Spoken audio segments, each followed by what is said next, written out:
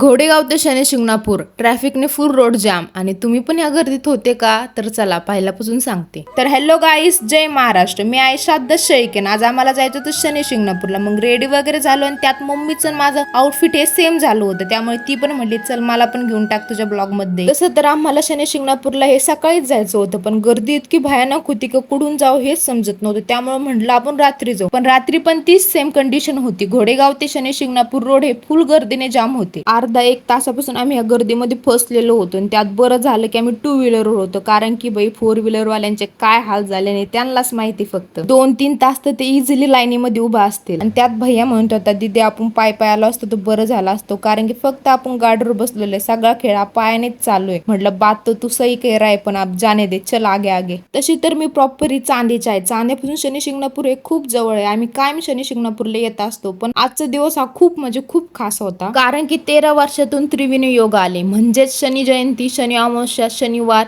हे एकाच दिवशी आले. मग काय मंदिरामध्ये आलो आणि दर्शनासाठी लाईनीमध्ये उभा राहिलो आणि जो गर्दीतून आलेला ताण तणाव जेव्हा शनिदेवाला बघितलं, दर्शन घेतलं आणि ताण तणाव हा आपोआप नाहीसा झाला. तुम्हाला तर तसं माहितच आहे, शनिदेव हे एक न्यायाचे देवता आहे. लोकांच्या चांगल्या किंवा वाईट कर्मानुसार त्यांना त्यांचं फळ देतात. त्यामुळे कर्म हे कायम चांगलेच करत राहा.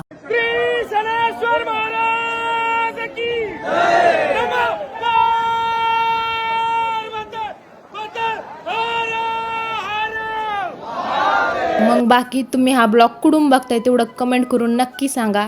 आणि तुम्ही आपल्या पेजला फॉलो केलं नसलं तर फॉलो करून टाका. चला तर मग बाय बाय, भेटू आपण नंतरच्या ब्लॉग मध्ये.